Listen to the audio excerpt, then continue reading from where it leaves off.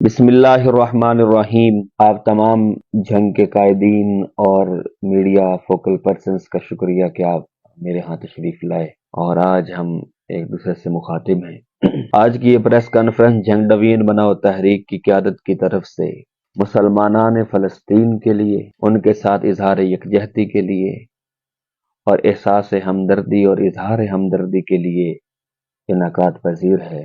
جنگ ڈوین بناؤ تحریک اس ریاست جس کو ہم مسلمانان پاکستان اور امت مسلمہ ایک ناجائز اور قابض ریاست تصور کرتے ہیں، اور آج کی اس پریس کانفرنس کے ذریعے ہماری تحریک واضح طور پر اعلان کرتی ہے کہ ہم اسرائیل کے ناجائز قبضے اور ناجائز تسلط کے خلاف ہیں۔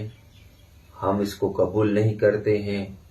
امت مسلمہ کو چاہیے کہ ایک اسلامی بلاک بنائے، جس طرح اقوام متحدہ کی صورت میں دنیا پر مغرب کی حاکمیت مسلط ہے اور دنیا کے 5 چودھری جو سلامتی کونسل میں بیٹھے ہیں وہ ایک دوسرے کے مفادات کی تکمیل کے لیے تختہ مشق مسلمانان اور دنیا کے مسلمان اور مسلم اقوام کے تمام ممالک کو ایک ایسی ریاستوں کے طور پہ لیتے ہیں جہاں وہ اپنی مشق کریں اور اپنی مفادات کی تکمیل کے لیے آئے روز وہ خانہ جنگی شروع کرواتے ہیں، فساد شروع کرواتے ہیں، اور جبکہ اندرون خانہ سلامتی کونسل کے اجلاس میں ایک دوسرے کے مفادات کے وہ محافظ ہوتے ہیں۔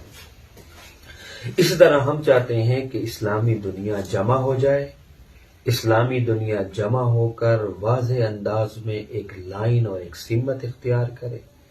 لائن اور سمت اختیار کرنے کا مطلب یہ ہے کہ اپنا بلاک ہو، اپنی کونسل ہو، اور جس طرح اقوام متحدہ مغرب کی سالمیت کے لیے تگودو کر رہی ہے، یہ بلاک مسلمانوں کی بقا اور مسلمانوں کی خلافت کے احیاء کے لیے محنت کرے۔ دوسری بات یہ ہے کہ موجودہ حماس اور اسرائیل کا جو تنازع اور آپریشن کے بعد جو جنگ کا شروع ہو جانا ہے، اس پر ہماری 2 آراء ہیں۔ پہلی رائے یہ ہے کہ ہم یہ سمجھتے ہیں کہ یہ فلسطینی مسلمانوں کے اوپر ہونے والے ظلم کا رد عمل ہے۔ اگر یہ مسلمانوں پر ہونے والے ظلم کا رد عمل ہے تو رد عمل جو ہے اس طرح ہونا چاہیے تھا کہ تمام مسلمان ممالک ان کے ساتھ کھڑے ہوتے، جیسے اسرائیل کے ساتھ اس کے تمام ہواری کھڑے ہیں۔ جیسے برطانیہ کا وزیر اعظم اسرائیل کا دورہ کرتا ہے تو اسلحے کے جہاز سے باہر نکلتا ہے، جس طرح جرمنی کا ایئر چیف جاتا ہے تو جا کر اظہار یکجہتی کے لیے ان کو خون دیتا ہے۔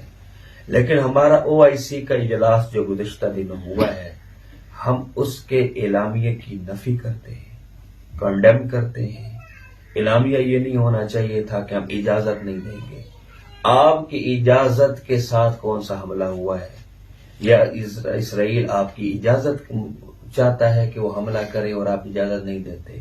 اعلامیہ تو یہ ہونا چاہیے تھا کہ ہم غزہ کے مسلمانوں کے لیے آگے بڑھیں گے، یا اسرائیل پیچھے ہٹ جائے یا ہمارا مقابلہ کرنے کے لیے تیار ہو جائے۔